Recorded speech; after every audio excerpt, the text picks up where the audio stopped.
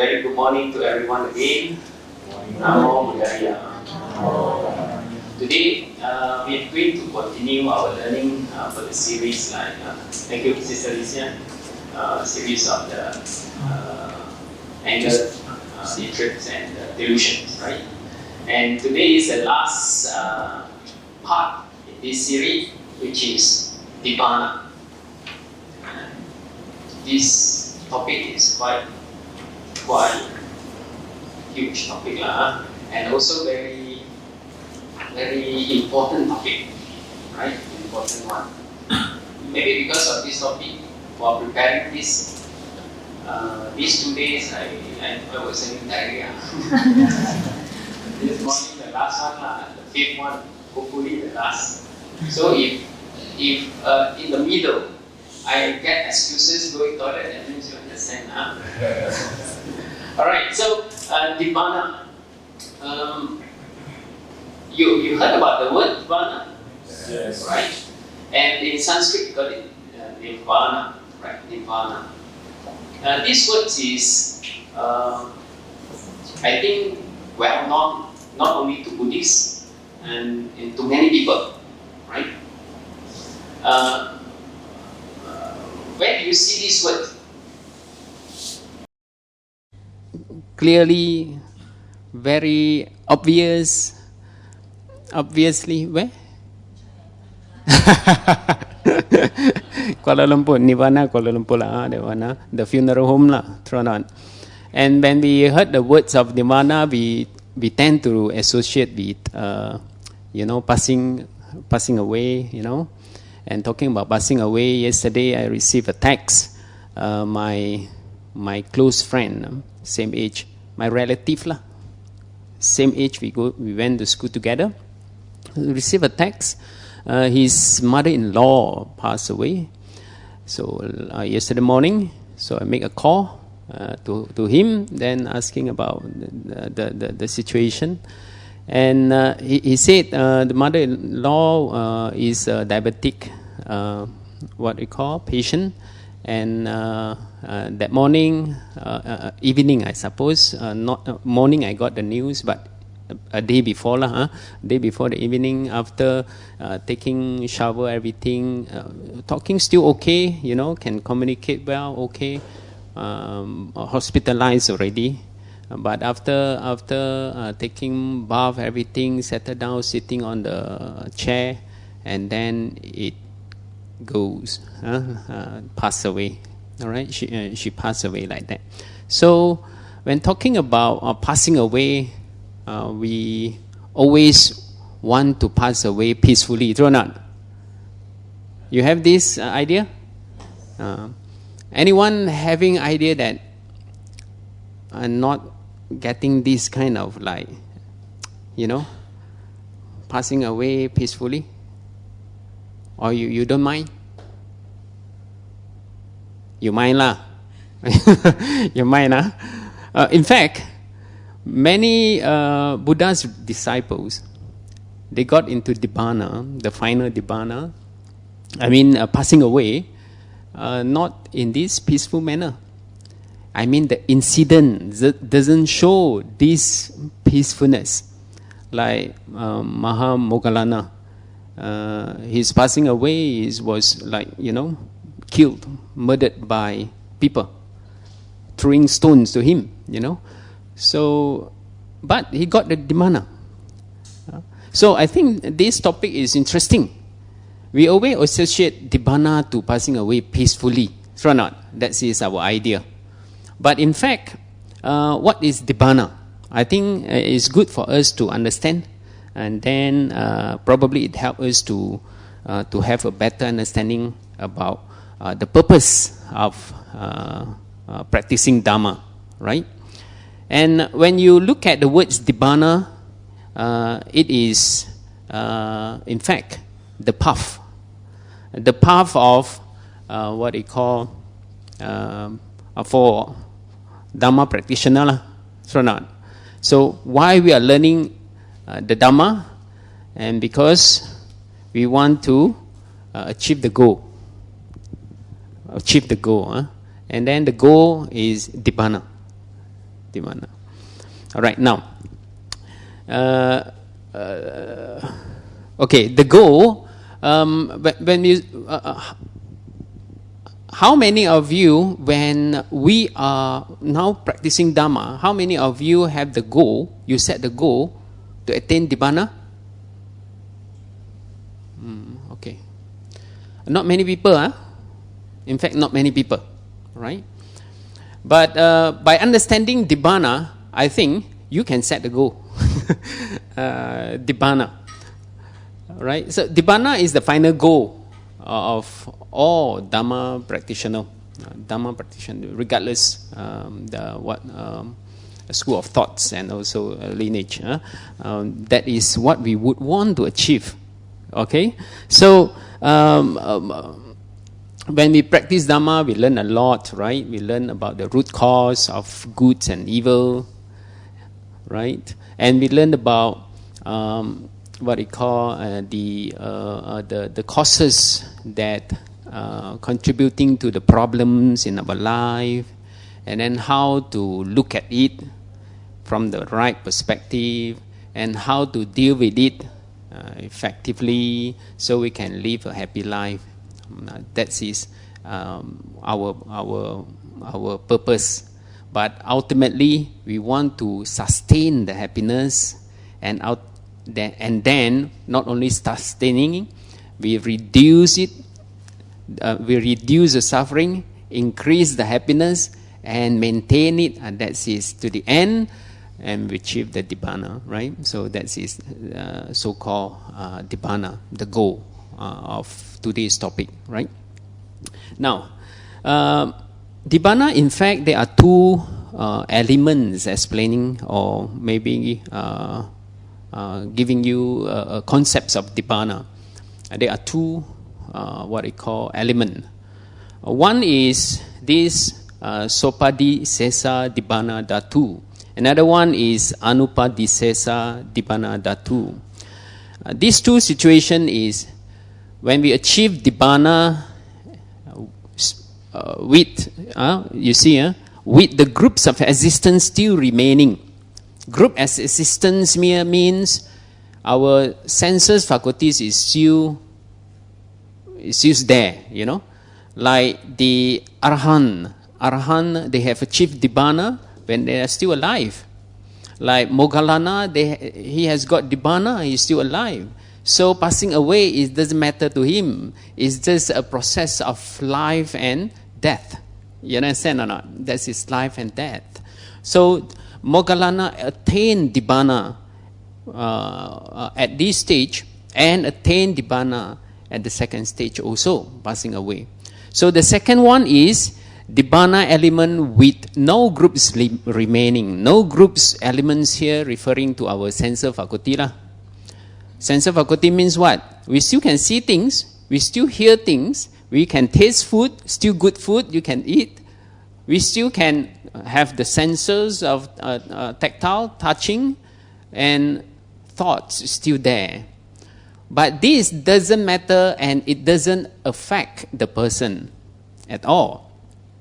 And they still experience a kind of pain, pleasure, displeasure. But that doesn't matter to them already, right? So this is called Sopadisesa Dibana Dhatu, right? Now, how many of you want to achieve that? Sounds good, huh? Sounds great, right? When we see something, oh, it doesn't matter to us. When we see our children wake up late, it matters. Matter to you? It matters, right? Matters not only matter. It bring out your emotion, you know. Bring out your emotion. So that emotion help you to generate thinking. That thinking elaborate you elaborate the content of the thoughts and etc. Get more anger. Then picking up the cane, or go to the bedroom and asking them to wake up. So it matters, right? But Dibana doesn't mean that we see waking up late, then we do nothing. We still wanting the persons to wake up early, but it doesn't affect your emotion. The anger is being okay. The emotion is not being aroused, right? But how frequent it happen? That is a question, right? And how long you can sustain? That is another question, right? So for Arahant, they can sustain very well. They can sustain very well, and there is no more so-called the effects of the emotion, hatreds, delusions, and also the anger, right, affecting them. So this is what we call the elements of Nibbana. Of course, passing away, still we have to give up the body, and giving up the body is another so-called experience, another kind of like conscious experience, giving up the body, which we have been using for many years. And there are also lots of like cases when passing away, also holding up the body reluctantly to give it up. So this can be also a problem, in fact, to the beings. So Nibbana, in fact, there are two elements. Now you understand the idea of Nibbana already, right? So can you reset your go? You want to reset your go now? Can, hopefully, maybe after a few more slides, you have a better idea, and then you would want to reset your goal.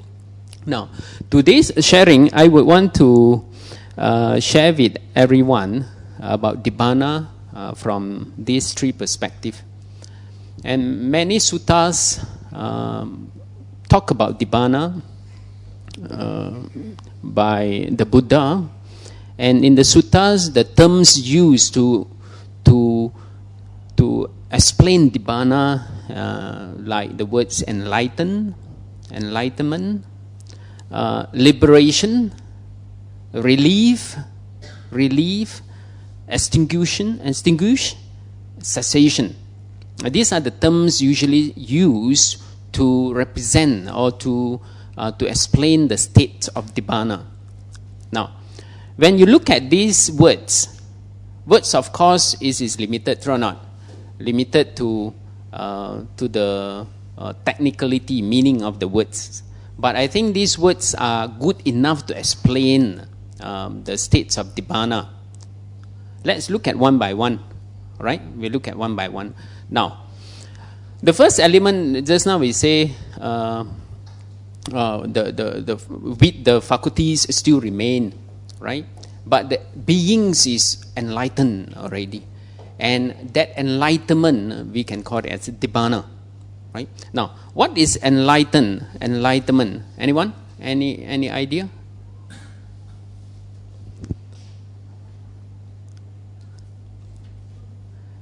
Have you experienced enlightenment kind of moment, enlightening moment? No, Really no? Yes lah. Maybe just a few seconds. Oh, aha effect. But the enlightening will just like vanish. That makes sense. Then we got an insight, right? So that kind of experience, in fact, like making us to change our mind, to change our view, to change our perspective. That kind of so-called experience to individual, that is a kind of enlightenment. Something enlighten us, try not that give you aha effect. That aha effect can help you to gain an insight and to see the problem differently. And that is the enlightenment kind of like experiences. But how many times do we have such an experiences? Very rare, or not? Very rare. And we always look for it. We look for it. We try to find out the answer. We try to find out how to get that kind of so-called experiences. We always do that, right? So, according to, I would want to pick one sutta to share with everyone about enlightenment by Buddha in Samyutta Nikaya. Sammasambuddha Sutta, 56.23. What Buddha explained about enlightenment, awaken, is because there are these four noble truths. What for? The noble truth of suffering. There's a suffering, Buddha said, there's suffering. There is a cause of suffering. There, in fact, suffering can be ended. There's an end of suffering. When you get an aha effect, there's an end of suffering for a while. And then there's a path, in fact, to achieve end of suffering for consistent kind of like peace, right? So Buddha said, this noble truth of leading the cessation of suffering, it is because he has fully awakened to these four noble truths. And they really are the Tathagata. Tathagata is Buddha calling himself. Tathagata is called an Arahant, and the perfectly enlightened one. And this enlightened Arahant, they see things differently based on noble truth. We see things based on our view. And this view is affected by our upbringing, our experiences, our values, our this and that, what we have, background, knowledge, and etc.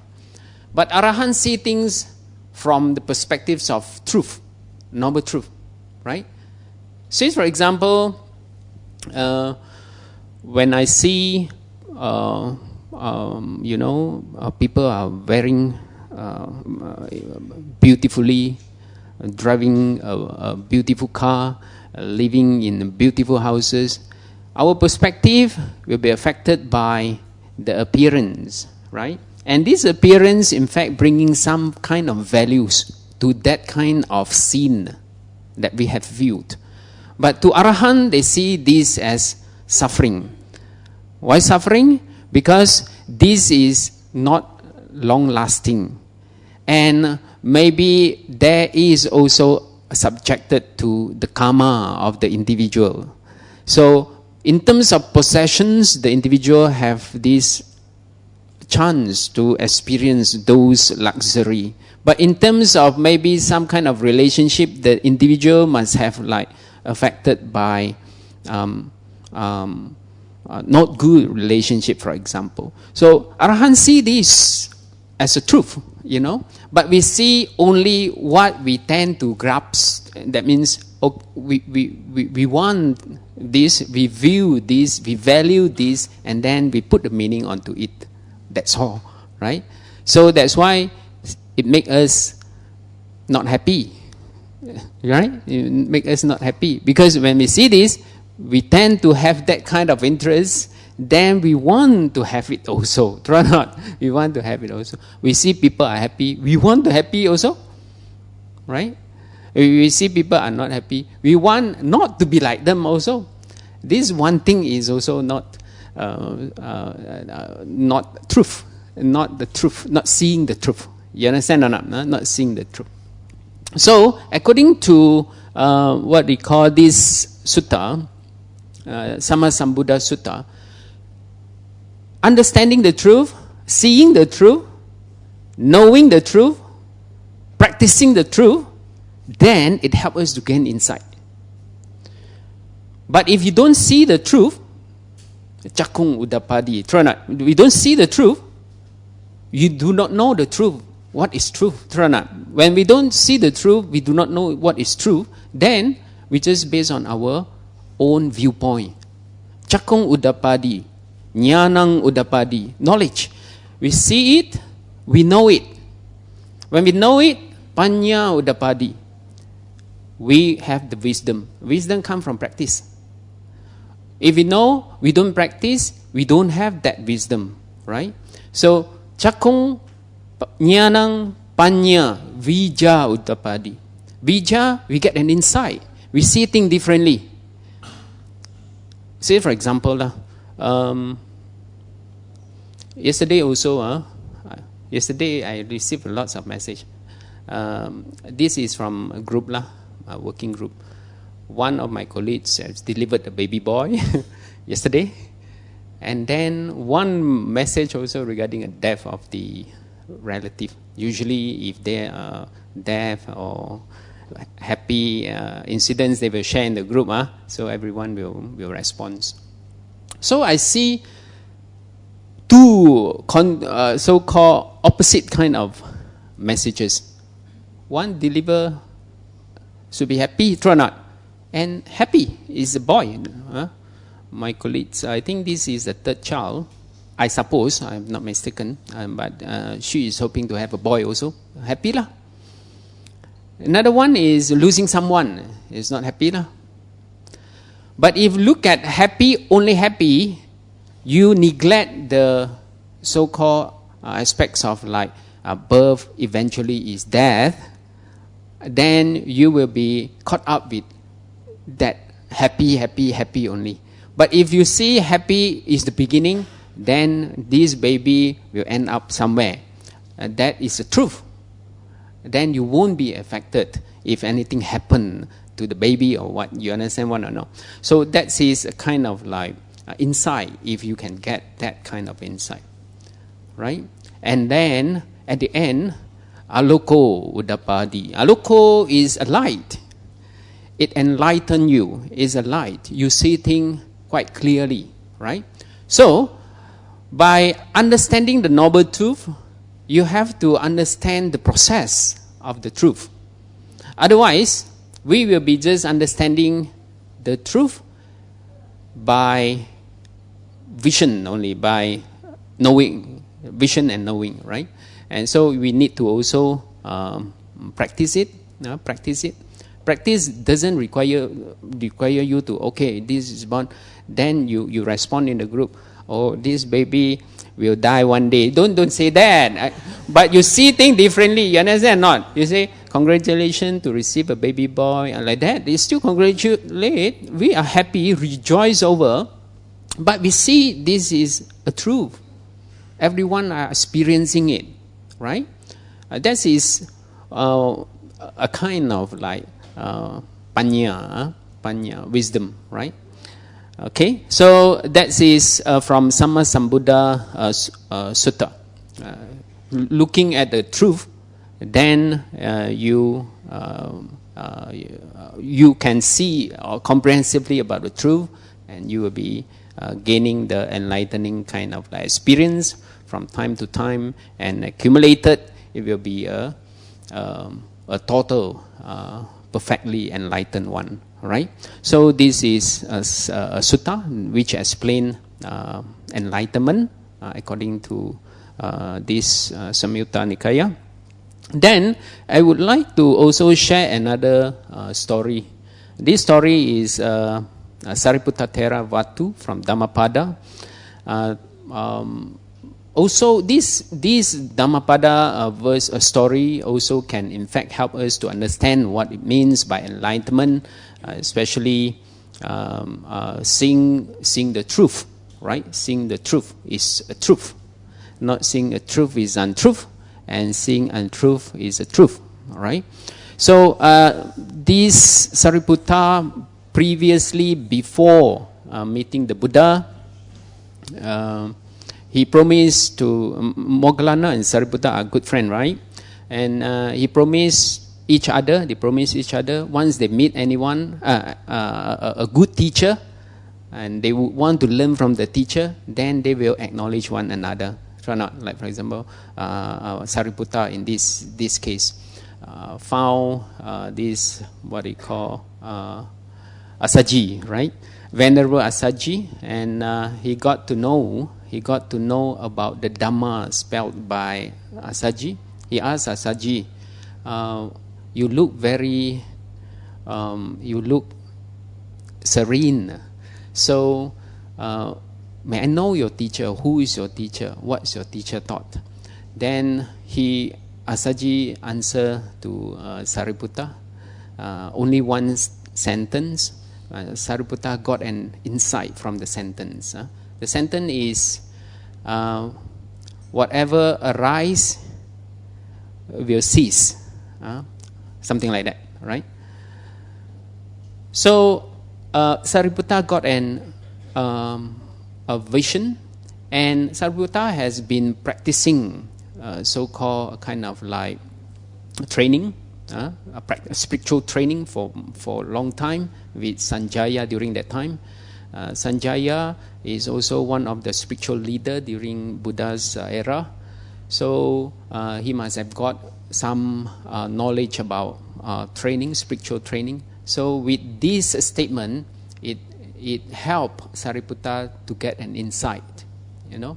So from there, Sariputta would want to learn more from the Buddha. Then Sariputta told Moggallana, both of them went to see Buddha, and then brought the groups of friends together, and also would want to get also the teacher Sanjaya to join to try to learn from the Buddha. But the teacher refused because he has been, being a teacher for a long time, and then he is not ready to receive the teaching from the Buddha. So Sariputta and other disciples take leave from the Sanjaya and went to the Buddha. And this show, in fact, is seeing truth as untruth. Seeing truth as untruth. You see? So when something which can bring benefits to you, bring benefits to others, that's probably can give you some kind of like understanding about truth, right? So Sariputta and Moggallana finally they learn from the Buddha, and Sanjaya finally also didn't get enlightened because don't seeing that is an opportunity for him to learn the Saddhamma, the truth, right? The truth. So enlightenment here, we relate to the first perspective just now. Enlightenment, it reflects Nibbana, right? Those who see truth as truth, those who see the Four Noble Truths, and they practice it, they gain the insight, and finally they see the light, and they are enlightened. And the enlightenment here is being sustained well by the individual. That's his enlightenment. That's his enlightenment. So from the first definitions of Nibbana just now, with the remaining kind of like senses faculty, it doesn't affect the individual as an arahant, because they have achieved that state of mind already. All right. So this is a first perspective. So and Nibbana, I'm using the perspective of enlightenment, the terms of enlightenment. Okay. So far, all right. Okay. Okay. I would like to share also talking about enlightenment. Enlightenment is good also when I see it's not so-called enlightenment, but it's some insight, right? My daughters, the gaps is 3 years. So when they are at home, they usually they will do activities together. So they plan already. They say, okay, we do this in the morning, this, and night time we enjoy a show. Usually they watch this kind of the what do you call? 综艺节目 in Mandarin. In English, what do you call it? Entertainment entertainment one is playing games, and then got challenges, exploring something like that one. So at night they plan already. So the second daughter in the evening might have some argument or quarrel or what with the sister, and then turn out with not so good not talking to each other. Then the second daughter come to me. He say, Pa, because of anger, everything jeopardized. The plan has been jeopardized. The plan already do this, and they have fulfilled already a few things. Then when come to happy, so-called entertainment is happy to them for this. So when come to enjoying the entertainment show, it turns out not happy, right? So they see happiness is that entertainment, right? But one thing like what I see the so-called insight here is, at least you see this because of anger, causing by anger, and then it jeopardizes the plan. The plan, if can be carried out, so good lah. Today, at least one day can be spent based on what is already expected, is already planned. But because of anger, then this is not able to fulfill, right? That is an insight also. Of course, they haven't got the truth of seeing, watching the entertainment can cause them not giving them any benefits. But I think at their age, some entertainment, suitable amounts of entertainment should be okay, right? So that is also a kind of insights. Now, we're going to move to the second perspective. Just now I showed three perspectives, right? The first one is look at the terms of enlightening kind of experience. Second terms, I would want to also relate about the terms to liberation or relief. Usually when we say liberation, Nibbana as liberation, is someone has already liberated from samsara, what we call cycle, or from suffering. So-called liberated from suffering here, referring to you are not more suffered because of that causes. And these causes are anger, delusions, because we think that is correct, that is right, because of hatred, right? Hatred, delusions, and greed, right? Desire, greed. Because of that, then liberation here is already not affected by this. Now, when we say liberation, usually I would want to pick up one interesting one, which is conditioned and unconditioned. How many of you agree that just now we mentioned, right, our view, values, perspective are already conditioned, right? And this condition is because of our past experiences. And we are not being mindful. And we have already got them with us already. Of course, some are also affected by the our condition, right? Condition. Now, that is a condition.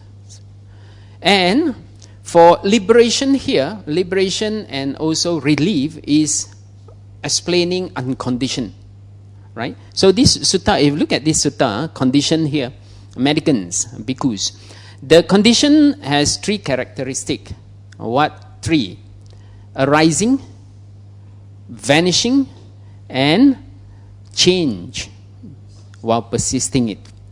Change while persisting, arise, vanish, and change. This is impermanence, right? This is impermanence. But we are always being conditioned by situation that we always hold on to, because we are conditioned to that, right? Since, for example, I give you example here. I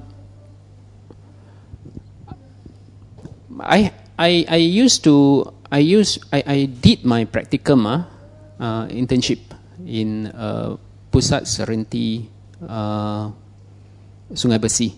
Last time it was Pusat Serenti, and during my practicum it is called pasada. Pasada means it open for volunteer.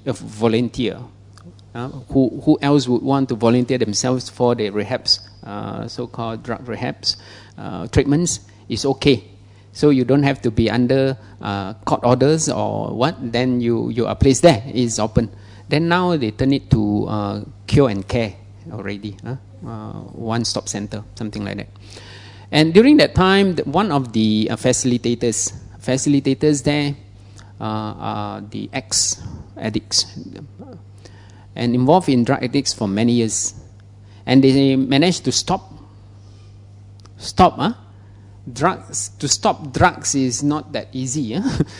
They managed to stop and then sustain, not relapse for many years also. I think more than 10 years. And then he served there, helping up to help the inmates in the center, rehab center. And I got a chance to talk to him. So I asked, so you are able to get rid from the addictions. How did you do that? And then he said, even though I managed to control, not to get relapse, but when the drugs there is a condition. You see the drugs, you have the condition, the triggers is there to him. So not totally liberated, So-called liberated here, not totally free from these things. When the things is there, you are also affected. Right? Let's say, for example, in our practice, we practice 5 precepts, right? We try to observe 1, 2, 3, 4, 5. Try to make it perfect. But when the conditions is there, sometimes it will help you to, not to help, it will affect you to break the precepts or not being able to hold on to uphold the precepts. You understand or not? You are not totally liberated. We can't, So that is a kind of like a situation, But having said that, liberation here, according to this sutta,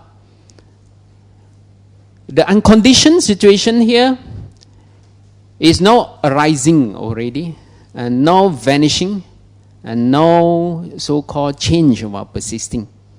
And these are the 3 characteristics of unconditioned. Right?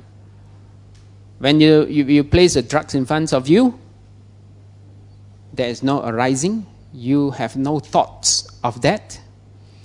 But if arising, you put a drugs in front of you, you still have a flashback maybe, but you still have a sense of the items maybe, right? That can cause an arising. And this, if no arising, no vanishing, no change, kind of like persisting, that is liberation, a kind of relief, right? And in our everyday lives also, how many of you here, when practicing the Dhamma, you can observe your emotions? For example, anger is not that frequent already. You have anger. You see that? Okay. That is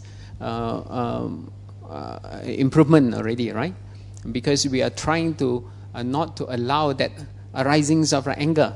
We observe that, right?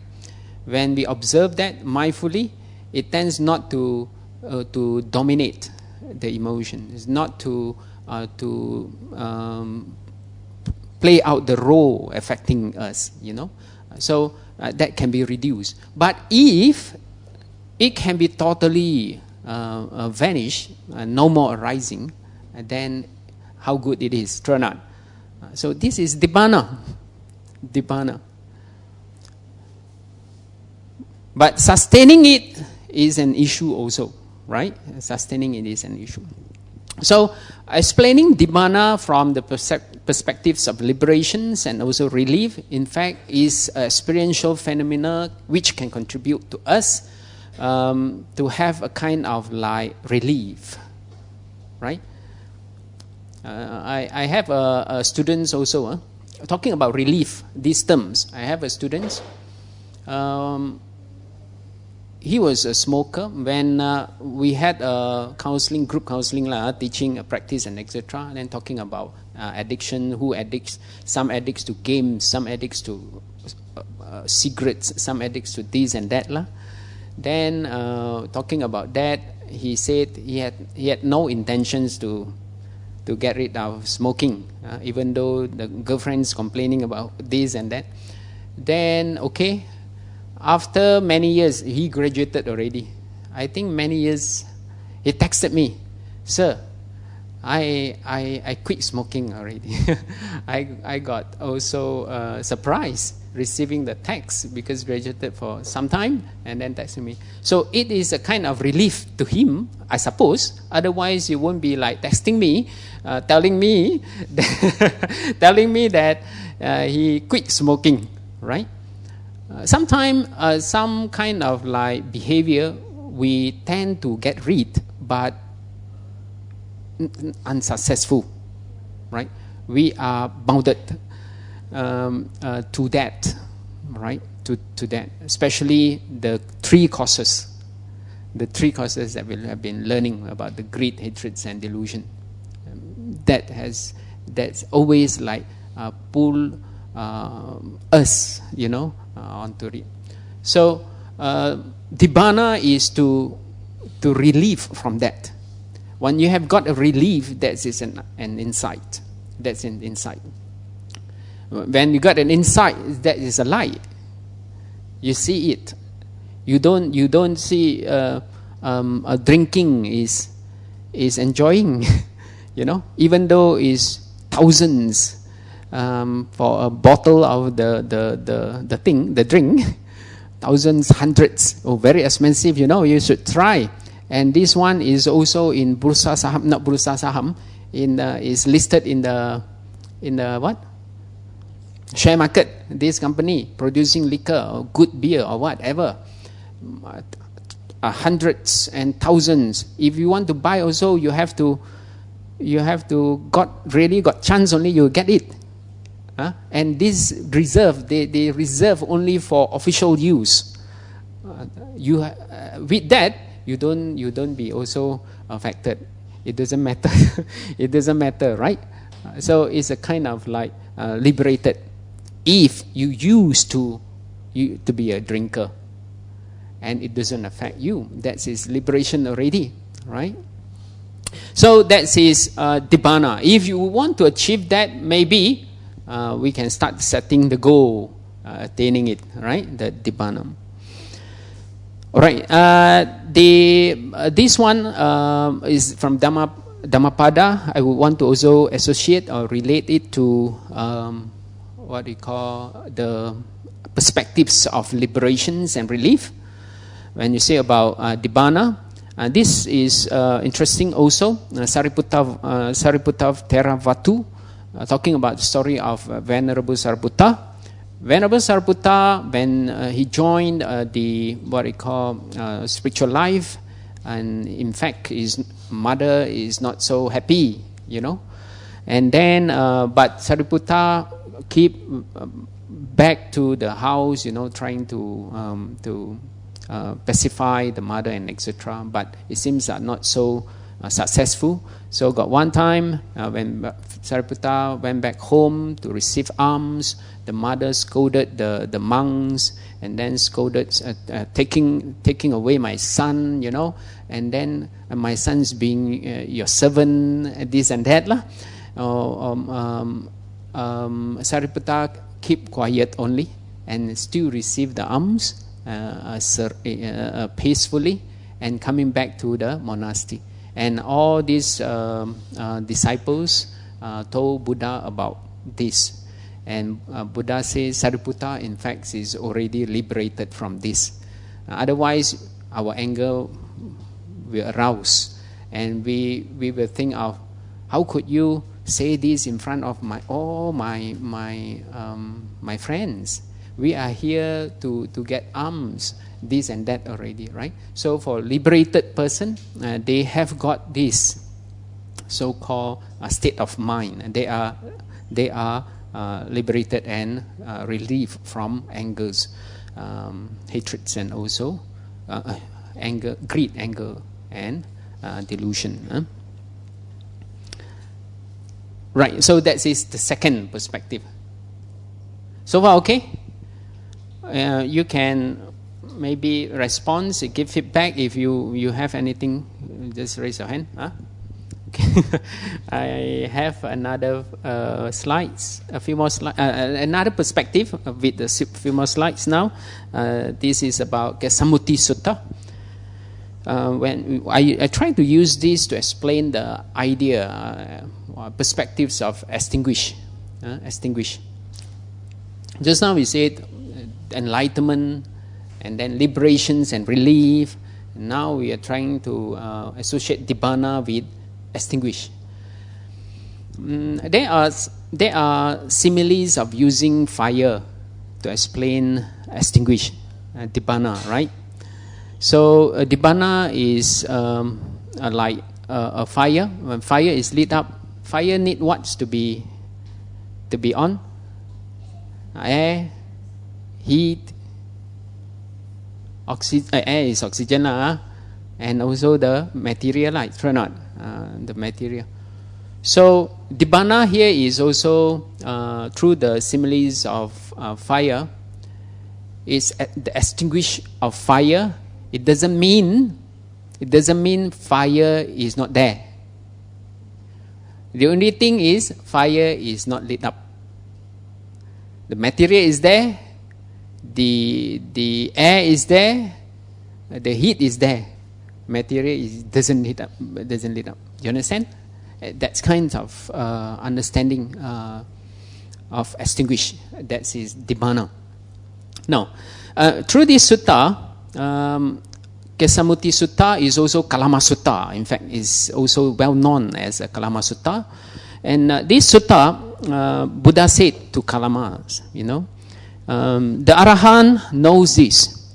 Once there was greed and there was evil, now that is no more. And so well it is. Once there was hatred, was evil, now this is no more. Once there was delusion, was evil, now there is no more. You see, greed, hatreds, and delusions was there, but no more. That is extinguished. And extinguished here is Arahant lives. As the Arahant lives, even during his lifetime, free from craving, hunger, still and cool, feeling happy, with his heart becomes holy.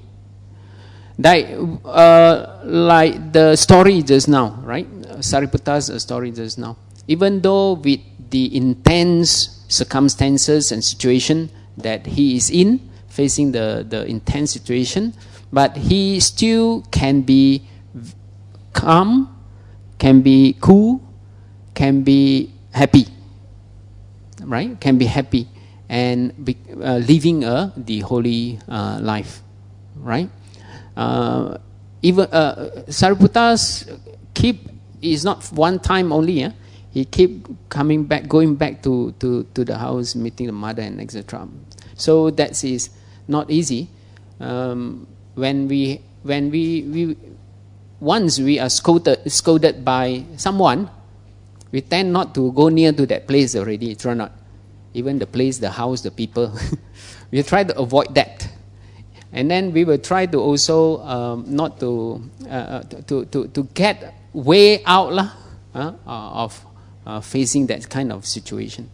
But he, once who is already liberated and who has already extinguished that causes of suffering, like the anger, hatred, greed, hatred, and also delusion, and then the persons can still become peaceful and happy, all right, in the life.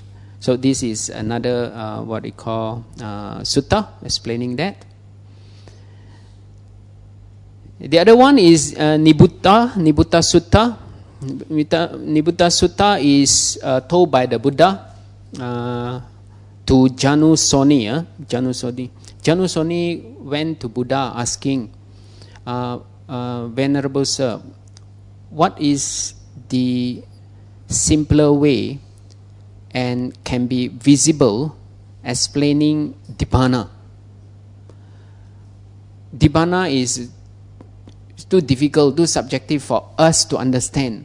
So Janusoni went to Buddha asking these questions.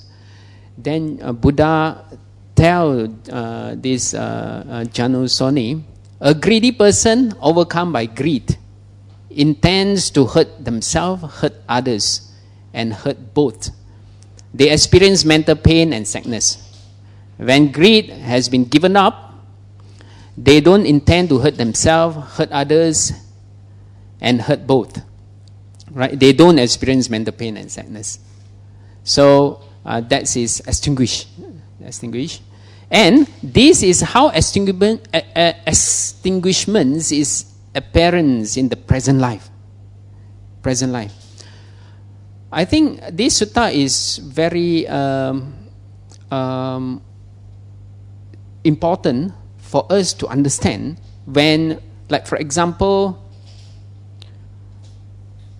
we have a kind of like experience of greed, experience of greed, wanting to have something or to eat something, and we are not affected so much by the greed. While it has been extinguished, you can feel a kind of relief. I give you example. This is simple example only lah. Simple example. Like for example, we practice 8 precepts lah. 8 precepts twice in a month, right? And then when you practice 8 precepts, you eat only after meal, after lunch, right? After lunch you don't eat. You eat only before noon. Then you restrain from entertainment. Then when sitting on the chair also you have to be mindful. Usually we sit like that. We sit both leg up. Also okay as long as it's comfortable. But when practicing 8 precepts, it seems like, oh yeah, I wanted to sit, to lie down. I'm thinking of like today precept, tomorrow breakfast already, what to eat. And then entertainment, when people are playing a TV show or whatever, you are sitting there because near to your working place. Your attention is tend to be split, but you still can keep it, maintain it. But once you have got the momentum, it's a kind of like that greed, wanting to eat is no more there, that kinds of like wanting comfortable is gone also, no more there. That is extinguished. It comes and goes, right? Like meditation also, right? Meditation, feeling pain. Then if you observe the pain, then if you direct your attention to something else, the pain is gone. It's extinguished.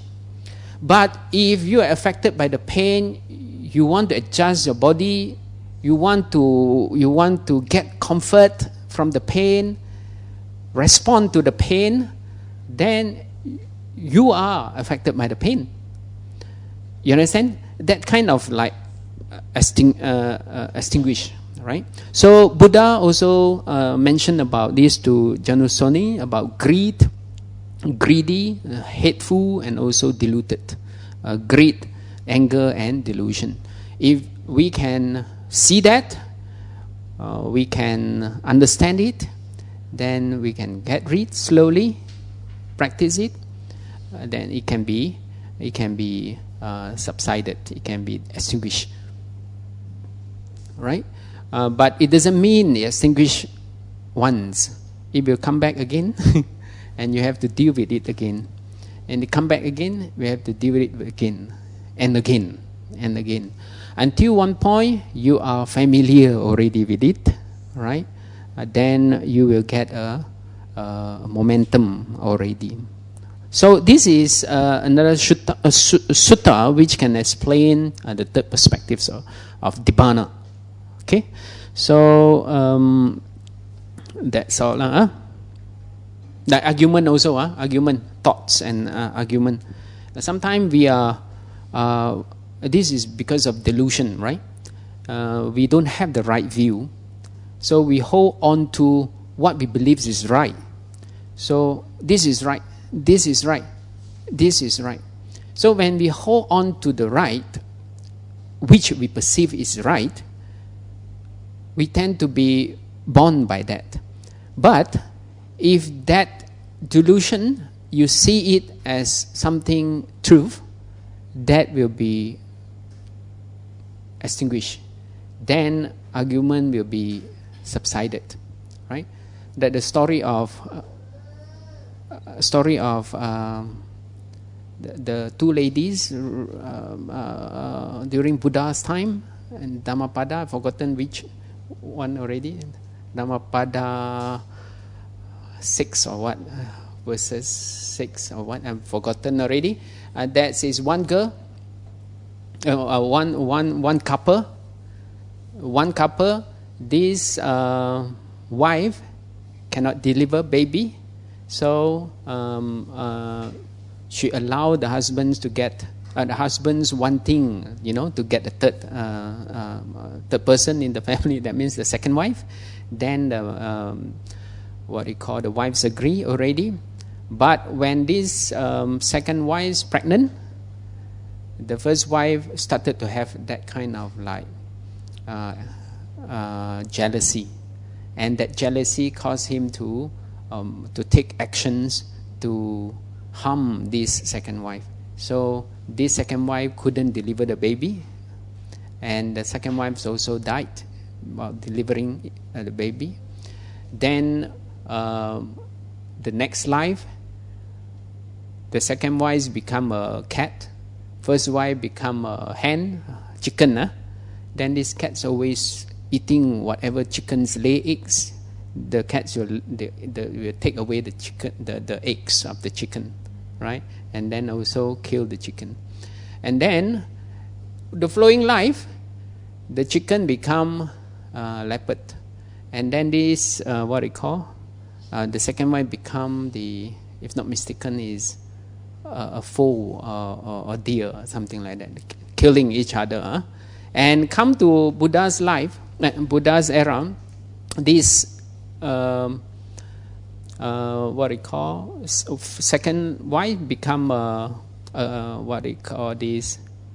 monster monster, and then first wife have a baby. So this monster wanting to take away the baby, to harm the baby, and this first wife bringing the baby to the monastery where Buddha lived.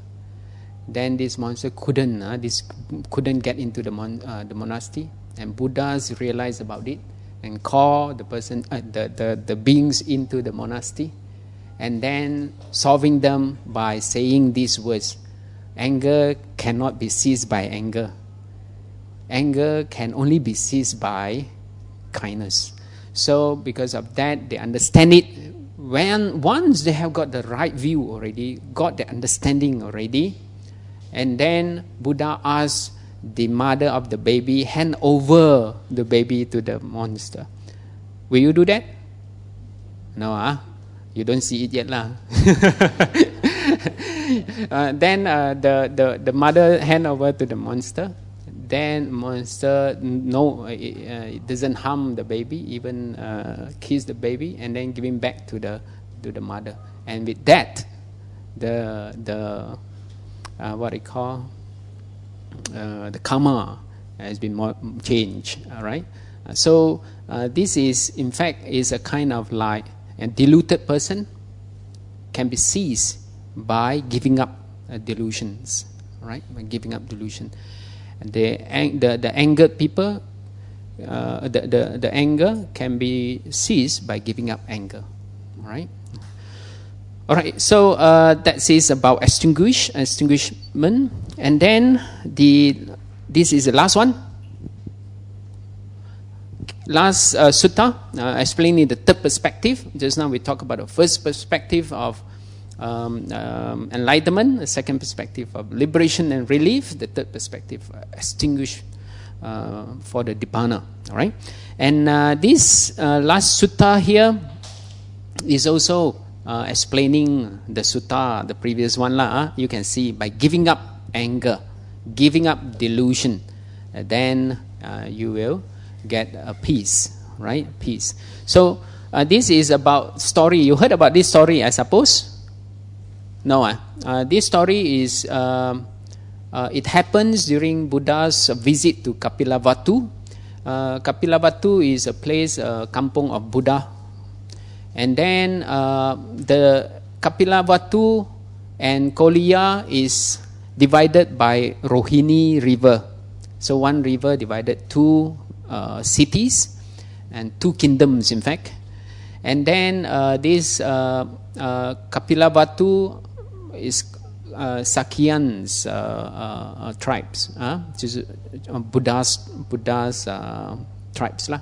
And then the Koliya is Koliyan, and these two what we call farmers of these two countries or two tribes, they had an argument over the water of the river, in order to to water, to shower their crops during the what we call hot season lah, the dry season.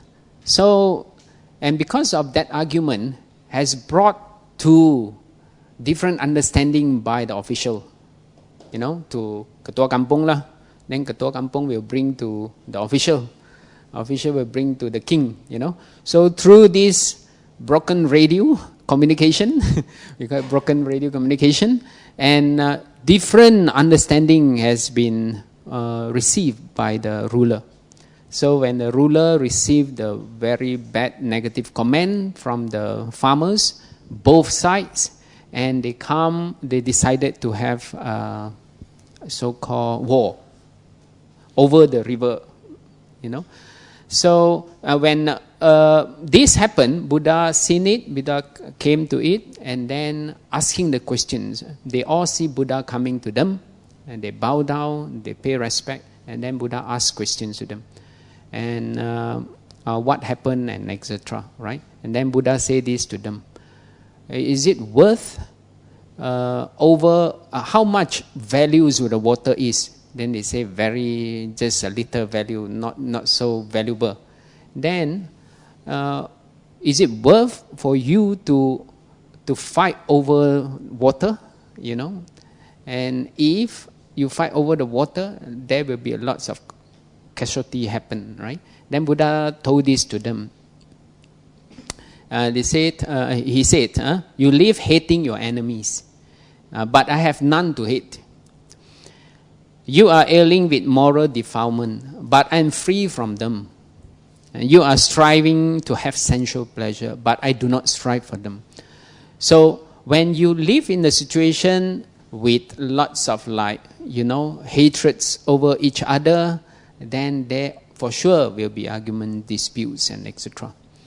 But we live, even one person have an hatred, the other one have without or under the controls of the anger and etc., then probably it won't cause a kind of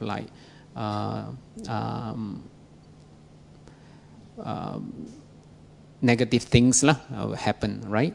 So same thing to defilement, our moral defilement. If someone who practices 5 precepts with someone who is without 5 precepts is safer compared to both without 5 precepts. True not? Because without 5 precepts, you have chance, opportunity to be affected by defile thoughts, negative thinking one. One is negative thinking, another one is thinking negatively. Two for sure will have conflicts, true or not? But one can practice mindfulness, one has no mindfulness, at least there is less opportunity to have a conflict. But both practice or all practice this, that community will be safer, will be better. So that is what Buddha told to these two groups of people, Koreans and Sakyan, and finally these are under control, and no war happened after that. Otherwise, lots of people will die, and then the liver will be filled up with, the flowings of bloods and etc. All right. So today, in fact, we understand Nibbana by looking at the three perspectives of enlightenment, of liberation, extinguishment. So these three perspectives, in fact, there are many so-called situations that Buddha tried to explain Nibbana also, using different similes as well. But today we are looking at only these three terms, all right, in order to provide us a better understanding about Nibbana. And Nibbana can be achieved at present life.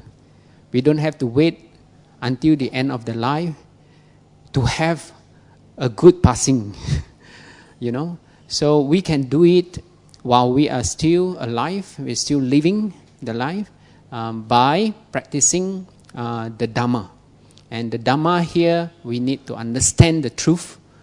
Understanding the truth, we should also know the way to the Nibbana. What are the way to Nibbana? What is the path to Nibbana? The Eightfold Path, right? We should see things correctly. We could see truth as truth. That's his right view, right? We should see things, see truth as truth. We don't see truth as untruth. That is not right view. Then we should think, observe our thoughts, observe our mind. Don't be affected by our mind by practicing mindfulness, right? So when we mindful about our body, mindful about our emotion, mindful about our thinking, our thought, then you can observe those negativity. Once you can observe the negativity, plus you do some training of your body, speech, and mind, then it can help to walk the path better. So see things correctly, observe our thoughts, observe our speech, observe our behavior, right? And then we should also live a right livelihood, not killing for living, not harming for living, not deceiving for living. That will be also a good way, to practice the Dhamma. And then we have to also keep up the pace when we practice Dhamma. Keep up the pace means we need to observe our progress lah. We need to evaluate, right? To see how much we have improved, how much we are stagnant, how much we have already, not improving or decreasing already. In which aspect we must also observe. And then the good one we pick up. The bad one we let go, right? Bad one. The bad one that we still haven't got, better not to touch. That is a path. But if good one we haven't got, better go to get it. To get it. So this is in the process of our practicing, we should do this to observe our progress. And then we need to practice mindfulness and also the meditation, right? Meditation. So throughout this process of practice, listening to the Dhamma to improve the right view and etc., it can help us to accumulate the potential to get the lights, get insight, get the lights, and then to get rid of those greeds, hatreds, and the delusion. Get rid one by one, and then we will have a glimpse of happiness and also peace, right? So once happiness is accumulated more and more, and our life will be peaceful, right? Peaceful life doesn't mean like this. There are still chaotics here and there. Life, this is truth, right? There are still happening here and there, but we feel okay with it, right? So that is called peaceful. Peaceful doesn't mean that at home everyone have to be you behave, or everyone have to behave. We can't dictate that, right? But we feel okay. We feel okay. But relationship at works also still the same. There will be here and there happening, but we are okay with it because hatred is there, but we don't hate, yeah, right? Anger is there, but we are not angry. So this is what we practice, okay?